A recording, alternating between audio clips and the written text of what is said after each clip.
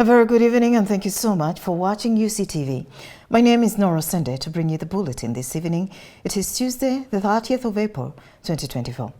Today we start off with how the Uganda National Bureau of Statistics Senior Public Relations Officer Didaka Sokoth has called on all Ugandans to participate in the upcoming National Population and Housing Census to enhance planning in line with the national goals and objectives. Uganda is set to conduct the National Population and Housing Census 2024 with reference night being the 9th of May 2024. The census will be done in 10 days starting from the 9th of May to the 19th of May 2024. As Uganda prepares to embark on its 6th National Population and Housing Census starting on May 10th, 2024, it presents a well-timed moment for Ugandans to reflect on the significance of this endeavor for the nation's future development and policy making. The census exercise will use digital technology to collect, process, and disseminate census results. The digital census will enable the Uganda's Bureau of Statistics to produce accurate and timely demographic, social, and economic statistics. Didaka Sokoth, the Senior Public Relations Officer, UBOS, says the census figure play a critical role in guiding planning, policy formulation, and program implementation, as well as monitoring development progress in line with the national goals and objectives. Conducting census 2024, and this is happening in all the sub-counties, all villages, all districts, all cities across the whole country. We have already trained people at the district level. We are now training people at starting tomorrow, 1st May. We shall be training our field staff, the supervisors at the sub-county, and the enumerators at the sub-county. And these are the people who are going to be visiting your households and institutions to count you. Please ensure you are there. Ensure you remember what we call a census night. A census night is the night which all questions which are related to census will relate to. The census night begins the nightfall of May 9th, 2024, though the morning of May 10th is when the actual census kicks off. It's simply a reference point, a specific date and time that serves as a benchmark for counting the population. Most of the questions that will be asked by the census enumerators will be rotating around what transpired in the household on that night. If an enumerator came to your household, they will ask you who spent the night in your household on the night of 9th May 2024. This is the census reference night, and this night was gazetted by the cabinet. On 10th May 2024, it will be the census public holiday, and we are all expected as Ugandans to keep home so that we can enhance and facilitate the smooth process and start of the census enumeration.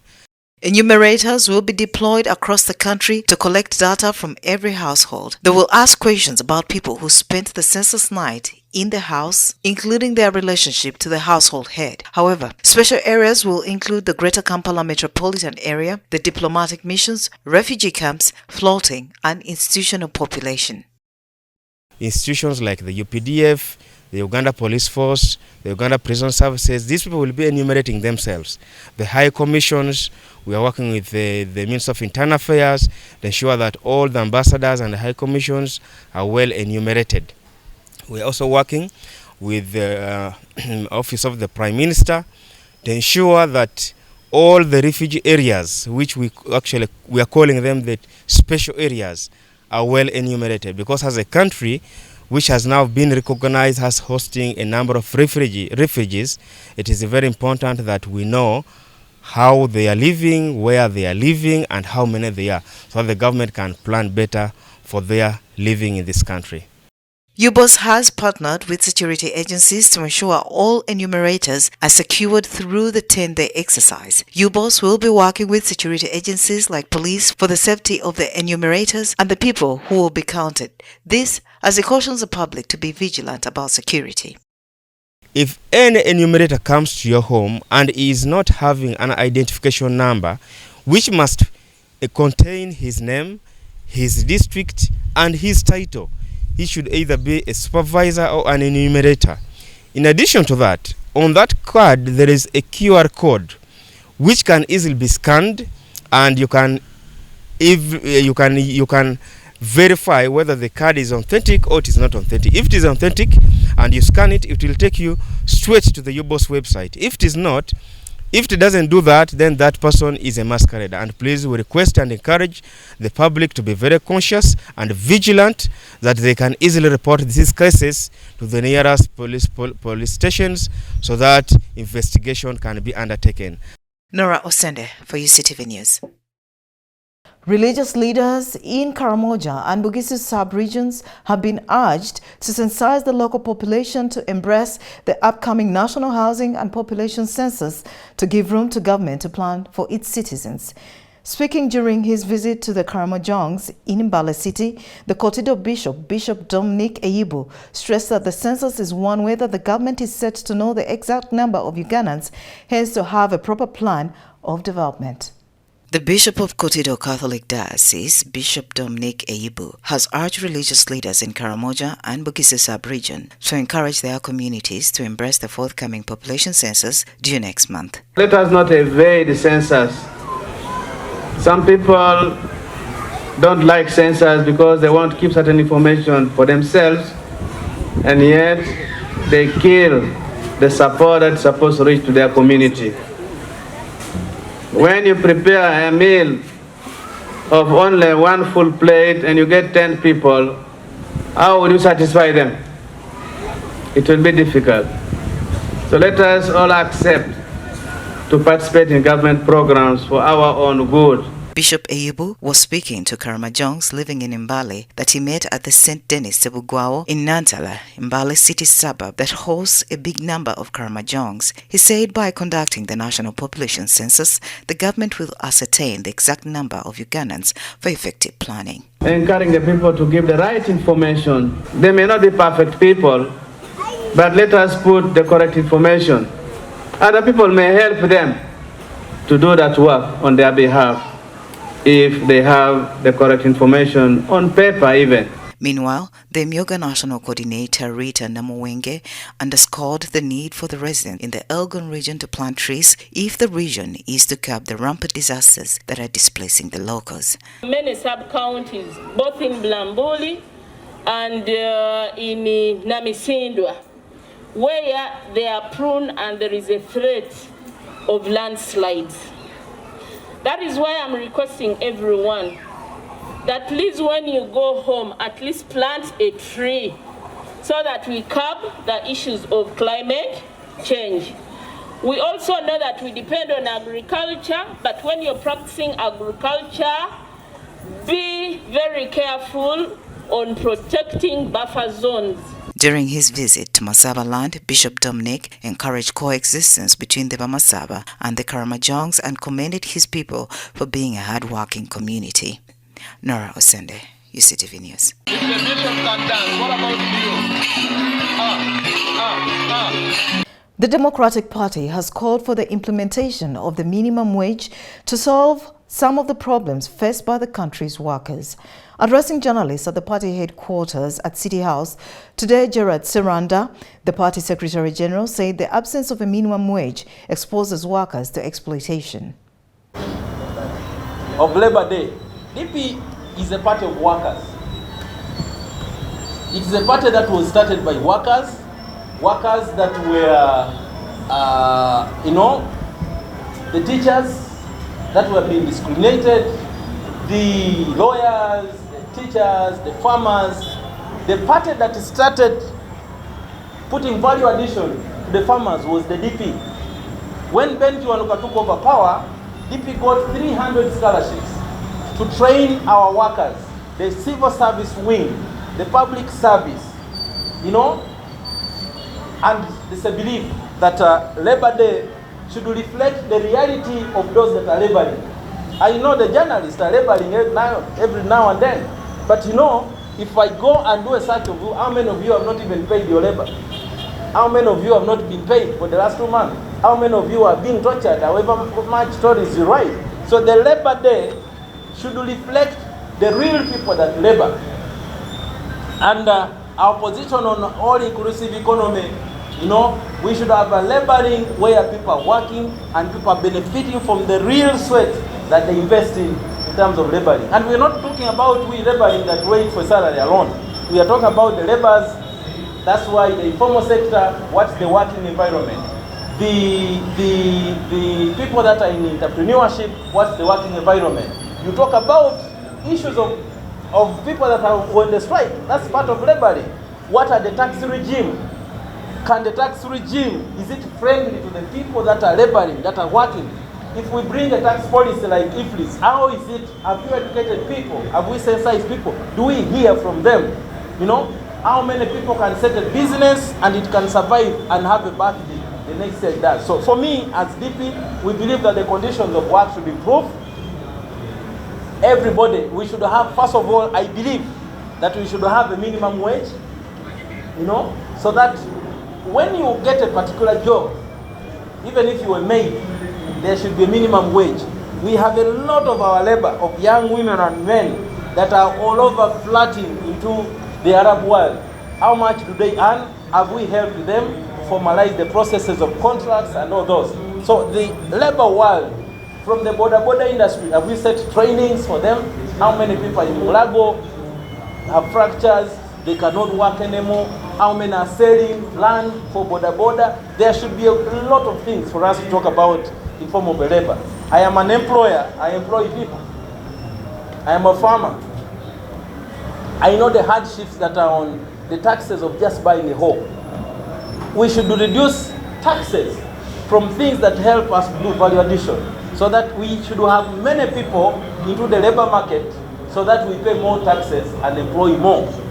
We should have a structure of a design that there should be a particular jobs that are sealed for only Ugandans.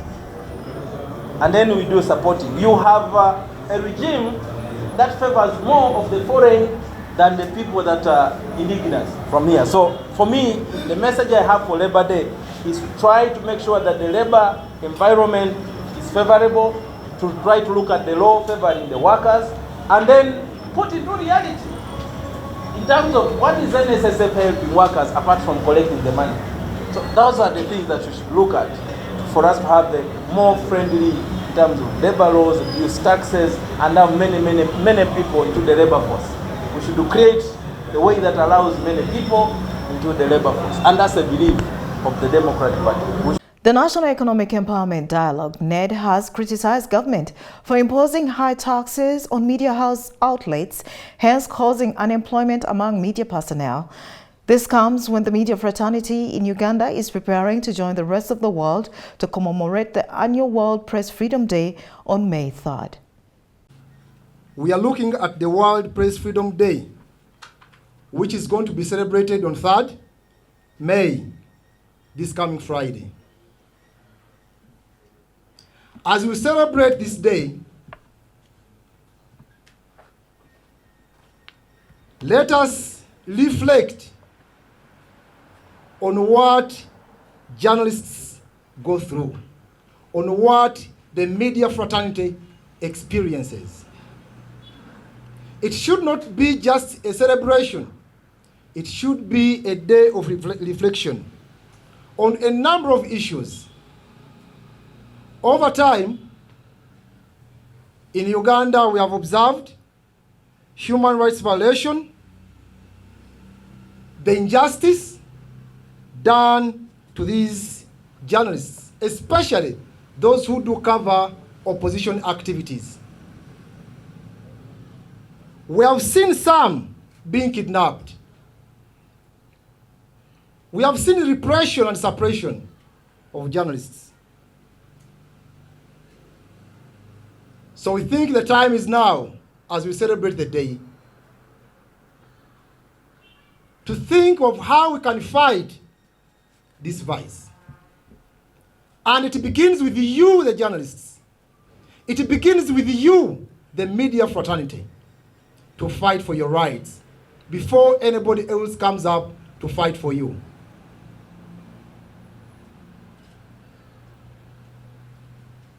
So, as we celebrate that day, let us work out modalities of fighting for our rights.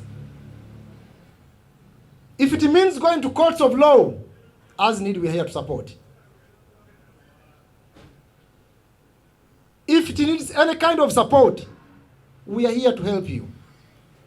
But it begins with you in your associations and the bodies that regulate the media.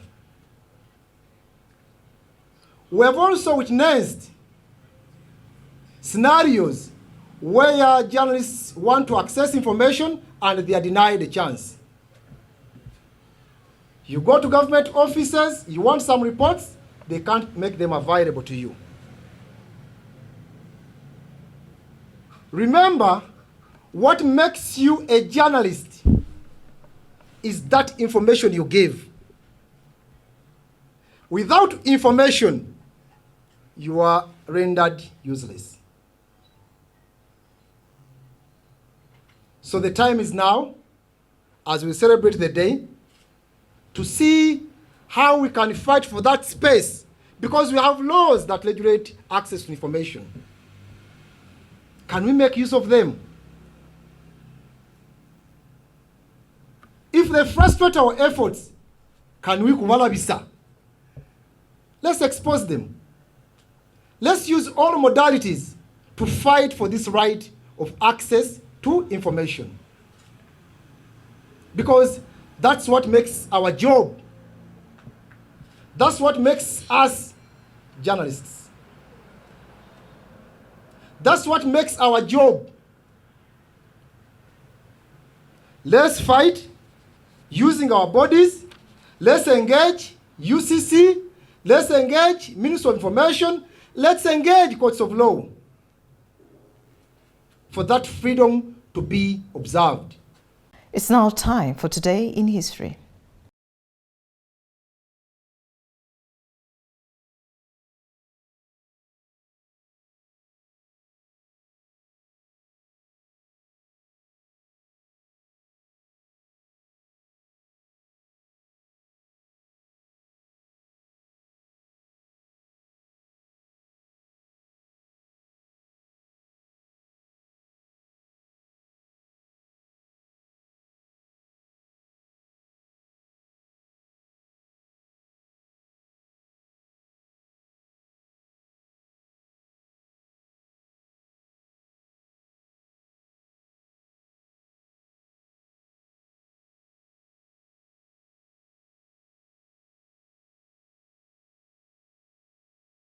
Thank you for watching UCTV News. Let's take a quick break. When we return, it's the Rome Reports.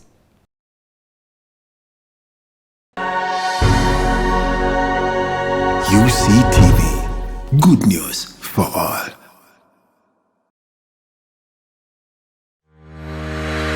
Catch incredible stories of resilience, success.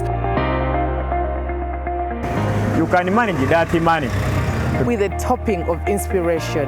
Get interested in people, not interested in yourself. Inspire, achieve, repeat.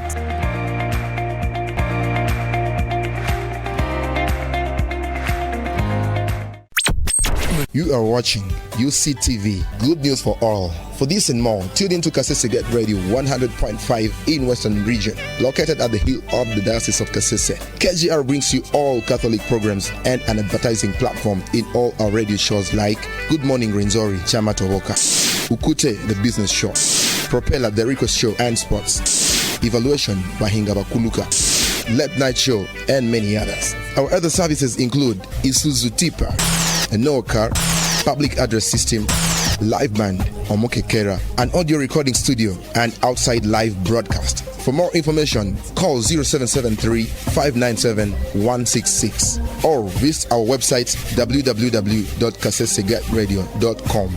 Kasese Radio, Omusondoria, the voice of truth.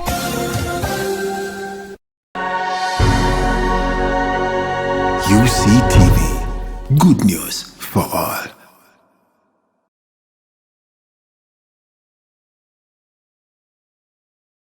In our Uganda Matters Futures tonight, we bring you the story of St. Kizito.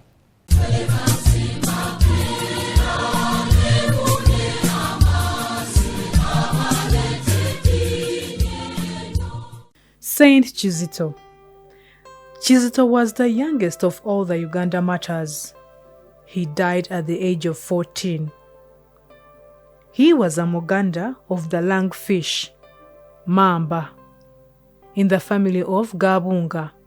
His father was Lukomera and his mother Wangabira, Kadulubale of Fumbe clan. Our Mata was born in Bulemezi County about 1872.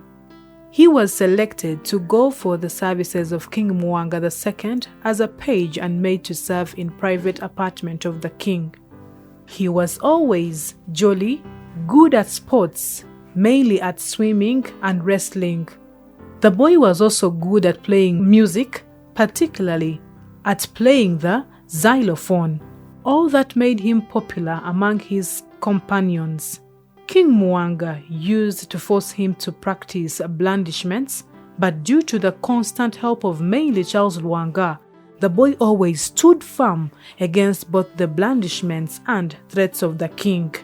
Kizito constantly besought Father Laudel for baptism in fear of being put to death without being baptized. The priest always put him off because of his immature age. When the Christian persecution broke out, the night before the arrest, Kizito was baptized by Charles Lwanga in case of emergency and given the name John Baptist. He, together with other Christians, were arrested on Wednesday morning, 26th of May, 1886, given a death sentence and taken to Namugongo. On Ascension Day, Thursday noon, 3rd June, in 1986, Kizito was burnt to death for Christ's sake. He is the patron of young children, particularly those below the age of 15.